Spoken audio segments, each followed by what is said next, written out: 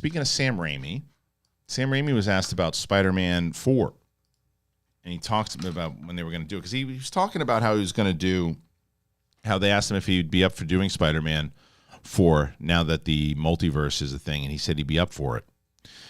So this is the article by Dark Horizons. Over a decade ago, Sam Raimi was set to helm a fourth Tobey Maguire-led Spider-Man film for Sony, and at the time, Black Cat, Vulture, and Lizard were tipped as the villains in the mix. Too many already. However, the lingering feelings he had compromised with the third film, Raimi not being happy with the script for the fourth one, along with an urgent deadline, led him to pulling the plug on the project back in 2010. See, I think that was a smart move by him. That happened, even as screenwriter James Vanderbilt was tapped to pen a potential fifth and sixth film. Raimi advised Sony they should make their alternate reboot script, which led to the Andrew Garfield-led Amazing Spider-Man.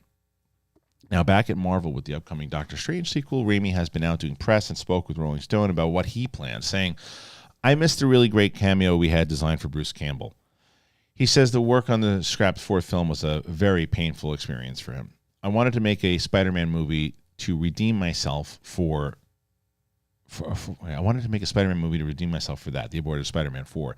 That was really what that was about. I wanted to go out on a high note. I didn't want to just make another one that pretty much worked. I had a really high standard in my mind, and I didn't think I could get that script to the level that I was hoping for by that start date." Asked about the rumor that Bruce Campbell would play Mysterio, Raimi ended up revealing another classic Spider-Man villain was going to appear in one of the future films. That Mysterio was one of the possibilities. We had other things in mind, but that was one of them. And I missed Kraven the Hunter. We were going to work that character into next Spider-Man. I always wanted to see Kraven fight Spider-Man on the big screen. I thought that would be really unique. He's the ultimate hunter, and Spider-Man is like the most agile trickster of the skies. And I wanted to see Peter continue forward as a human being. Maguire reprised his role from Spider-Man No Way Home, and there have been calls for Raimi and Maguire to re-team for a proper fourth Spider-Man. Raimi spoke to Movie Pilot recently and said, "I didn't think it was possible, but jumping back with the multiverse, I realized that anything is possible, so now I'm open to it." With the live-action big-screen future of Spider-Man is an open question right now. The character isn't going anywhere with two animated Spider-Verse films on the way, along with the anticipated Marvel Spider-Man 2 PS5 game due next year. All right, so a lot here. I think it's, for me, less about the Bruce Campbell and Sam Raimi are good friends. He wants to put him in everything, and I love Bruce Campbell. I'm never going to argue against anything. Bruce Campbell's going to show up in Multiverse. If he doesn't show up in Multiverse, I'll eat my sock on the air in one way or another. Even if he does like a Stan Lee.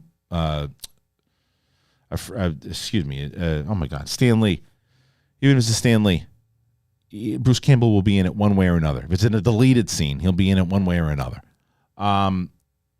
So the stuff that how he wanted to put Bruce Campbell in it, it's like, okay, of course, that's not a big reveal. Of course he wanted to put him in it one way or another. The fact that it was Kraven, and Sam Raimi is a Spider-Man fan. That's the one thing that you're never going to take that away from Sam Raimi, that the guy knows Spider-Man. There was a lot of stuff that he took from the Spider-Man comics and the things growing up as a kid, and there wasn't this thing that you had, like you could play outside the realm of being so true to the comics back in those days, because the MCU changed that, and they want to make sure that they changed things from the comic, obviously. Look at Moon Knight; it changed dramatically, but they try to stay to the essence.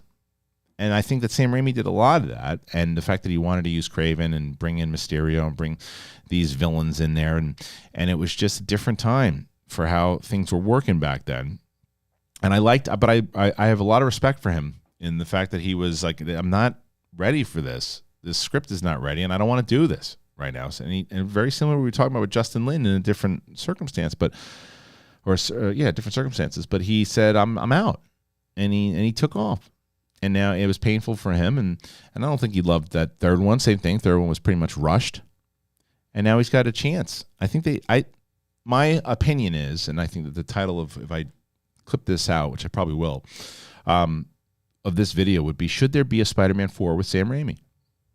And I think it's going to depend on what happens after we see that's why there's no announcements of a Spider-Man 4 right now. They want to see what happens with the multiverse.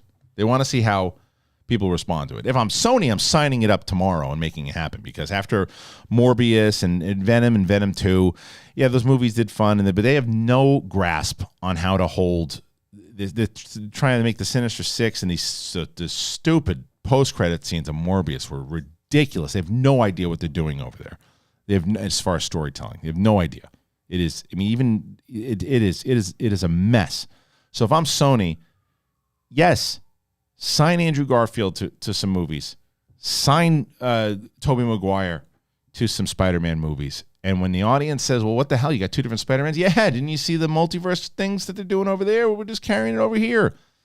You're trying to do what they're doing anyway, but just do it. At least you can do it by building off a past franchise you already had. Because even for people saying right now in the comment section, oh, I don't need to see another Andrew Garfield movie or Tobey Maguire Spider-Man movie. Bullshit. You'd see it if you saw the trailer. That if Tobey Maguire and Sam Raimi teamed up to do a Spider-Man 4, now that they've set up how Tobey Maguire was when he goes back to from the multiverse, and he goes back, and that there was such a we know that him and Mary Jane are together. You can get Kirsten Dunst back, and she's going to have they have a great relationship. I wouldn't focus heavily on them again. We've done that many times, but the fact that she's there, they're married, they do. All of it. Great. Give me another Sam Raimi and Tobey Maguire. But it's going to all depend on whether or not this movie does well. And I think we all think it's going to do very well. Not only, though, because that's an easy bet that it's going to do well. Of course it's going to do well. We know it's going to do well. It's on par to become one of the biggest movies of the summer, if not the biggest movie of the summer. However, it's dependent on the audience score, man. Because reviews with critics, not as important. It's about what the audience is going to think about this movie, and not the people that want it to fail, and not the audience that just is like, oh, here's another Marvel movie that's going to suck. The hardcore fans, the people who like watching these movies, enjoy watching it, don't like this movie, and it turns out that it is ultra cheesy, and it doesn't work, and it feels weird, and it feels rushed. That could hurt a chance for Spider-Man 4. I don't know. But again, money talks. Bullshit walks. What do you guys think? You want to see a Spider-Man 4 with Tobey Maguire and Sam Raimi? Sign you up, whether it does well or not. I want to hear your thoughts. Do me a favor, subscribe to this channel. Hit the notification button. Do all that. Great.